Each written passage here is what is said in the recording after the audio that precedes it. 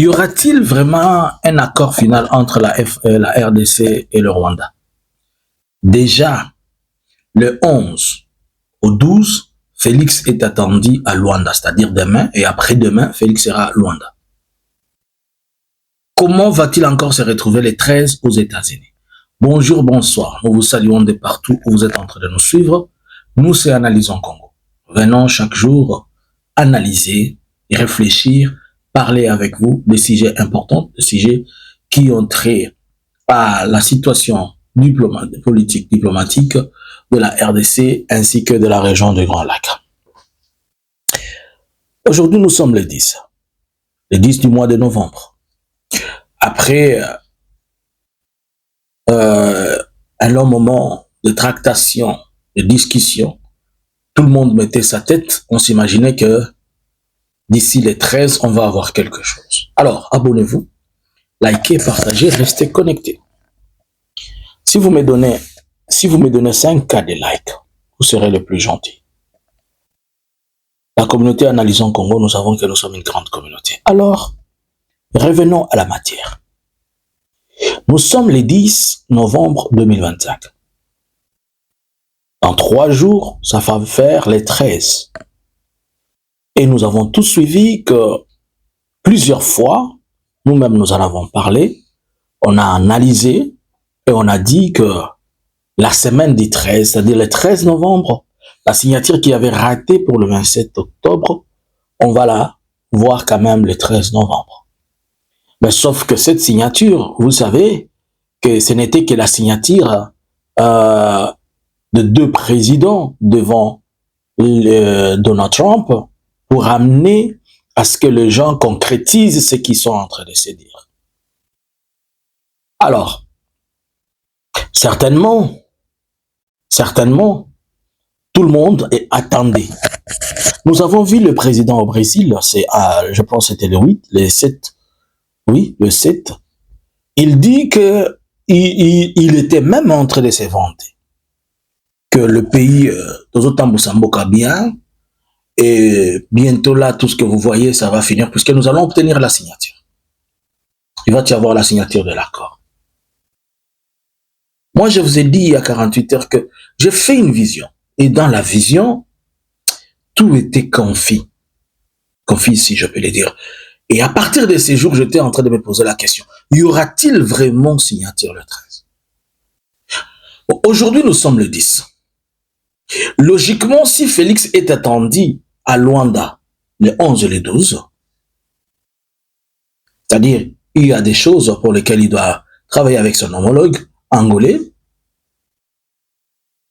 sera-t-il possible qu'il se retrouve encore le 13 à Washington DC? Ou peut-être il partira le 12. Mais est-ce que jusque là, nous sommes aujourd'hui le 10, y a-t-il des invitations officielles que le gouvernement des États-Unis a déjà adressées à tous les 2 présidents? Alors que Kagame est en train de dire ceci, je veux du concret, je ne veux pas juste une signature de complaisance. Et la réalité, c'est que Félix a besoin d'une signature de complaisance. J'ai essayé de parcourir 2 ou 3 drafts, soi-disant drafts, par rapport à ce qu'on est en train de dire. Je vous dis, ce sont des drafts, ce ne sont pas des drafts, c'est-à-dire des documents brillants, quoi, mais qui ne sont pas encore considérés comme étant de vrais documents, puisque personne n'a attesté l'originalité et la signature. Quand vous parcourez tous ces documents, vous allez comprendre qu'il y a beaucoup de choses qui créent trop de nuances et de confusions. Et j'ai vite compris que ceux qui faisaient toutes ces drafts, c'était des gens de la tendance pro-gouvernementale. Puisque pour Félix, la signature de Washington, c'est une victoire. Tandis que pour les autres, notamment Kagame, ce n'est pas une victoire, puisque signer un document, c'est une chose, à l'appliquer aussi, c'est une autre chose. Et surtout qu'ils savent déjà qu'ils ont affaire à quelqu'un qui, dans ce domaine, a démontré à tout le monde qu'il doesn't care about any kind of signature que vous allez faire. Nous apprenons aussi qu'il est prévu une rencontre entre le condamné de la RDC, JKK, avec son homologue du Togo, Faure Gnassingbé, pour le 15. Nous espérions qu'il devait y avoir une signature entre l'AFC et l'AFC M23 et le gouvernement. Ainsi donc, au travers de ces signatures, on devait déjà ouvrir la porte de Washington. Mais la signature qui devait ouvrir la porte de Washington, on ne l'a pas encore eue. Et il y a encore beaucoup de confusion. La FRDC, hier, le 9, elle a pondu encore, comme d'habitude, un autre communiqué où il était en train de se plaindre du mouvement de troupes et de l'avancée. Je vous ai dit, au courant de cette semaine, entre jeudi et vendredi, il y a eu des affrontements avec le Twirwanéo au niveau de Minembwe. Il y a eu des Burundais qui sont morts comme pas possible. Les Burundais sont tellement morts dans ce front-là. Et on a récupéré une très, très grosse arsenal militaire par le Twirwanéo. Le Twirwanéo qui est une branche de l'AFC M23, des combattants Banyamulek, qui défendent quand même leur zone. Déjà, avec ça, on parle dans l'axe de Chabunda, on est aussi en train de dire que on est en train d'avancer. Dans les Fizi, dans certaines zones, il y a eu aussi de Wazalendo qui eux-mêmes témoignent que ils sont morts comme des mouches. Kinshasa nous présente tout le jour qu'ils ont récupéré des prisonniers dont on ne sait pas, les M23. Tantôt, Walikale vous disent qu'ils ont attrapé 500 militaires de Kadiocha. L'armée est devenue kadiochiste à un niveau qu'on ne comprend pas. Alors, si vous regardez tout ce que je suis en train de vous faire comprendre, nous pouvons nous poser la question, qu'est-ce que Félix va faire en Angola? Alors que nous connaissons que l'Angola, c'est la porte de tout. Et si vous voyez Félix en Angola, c'est que les Américains ont dit quelque chose à Lorenzo qui doit le communiquer.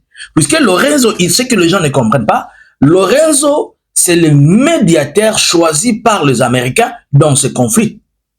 Tandis que Doha, c'est le médiateur qui est entré pour ses intérêts dans la question de la RDC, et notamment comme Doha est devenu une plaque tournante des Américains, ainsi des Américains dans le domaine diplomatique, ils ont associé cette activité, c'est-à-dire la médiation qatari et la médiation angolaise.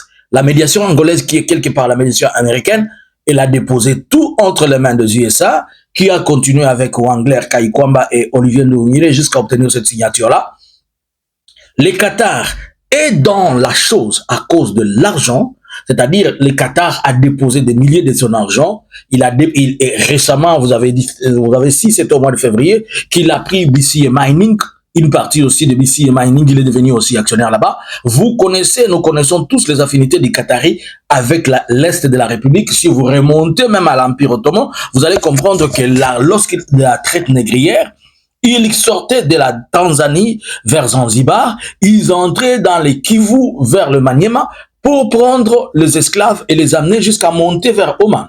Oman, c'est pourquoi vous allez dans le Maniema, il y a toujours des Assoumani, des Hassan, des ne sais pas, des Abdoulaye, de tout ça, à cause de cette influence-là. Alors comprenez que déjà le Qatar est plus dans le business que dans la réalité politique. Or, c'est la réalité politique qui a créé l'insécurité. Et cette réalité politique n'est pas encore résolue et les acteurs dans la question semblent ne pas comprendre les enjeux qui les questionnent. Le Qatar veut qu'on signe la signature pour que son business avance. Félix veut qu'on signe la signature pour qu'il brandisse que finalement je les ai bâtis avec un stylo et que je suis à la Maison Blanche. Kagame veut une signature, des choses réelles et qui sont concrètes. Le M23 veut une signature, l'AFC M23 veut une signature qui va amener au débouché de certaines choses, notamment une transition sans Félix, une transition, la fin de son mandat, l'organisation des élections, le non-changement de la Constitution, le gouvernement qui vous dit non, moi je veux que tout le monde des M23 ne va pas intégrer, il va intégrer cas par cas, et l'amnistie de ceci et cela. Alors, vous comprenez que le point de divergence sont encore tellement nombreuses. Bon, certaines personnes sont en train de s'appuyer et disent que la prophétesse, bon, on commence à appeler prophétesse, Paula White n'est pas une prophétesse. On la connaît, Peut-être c'est vous qui connaissez Paola White aujourd'hui. On connaît Paola White depuis de nombreuses années. D'ailleurs, je me rappelle lors du première élection de Donald Trump, lorsque ça avait échoué, Paola White est parmi les personnes qui avaient dit qu'il voit beaucoup de anges venir de l'Afrique pour assister. C'était la prière qu'on faisait pour Donald Trump. Bon, on avait pris tel qu'on avait pris là. Mais avant que Paola White n'arrive à Kinshasa, tout le monde était en train de crier Paola White à Kinshasa. Mais Paola White était d'abord à Kigali, non? Elle était d'abord à Kigali. Bon, Paola White, c'est comme, on va dire, comme les Dalo de Kinshasa. Si je peux le dire comme ça. Mais quel est l'impact de l'influence de Dalo dans la politique congolaise? À part nommer le membre de son église à côté de la présidence. Est-ce que vous comprenez l'impact de Paola White? Elle peut dire, mais elle ne peut pas se décider. Et les États-Unis peuvent se décider, mais ils ne peuvent pas faire appliquer une décision sur le terrain.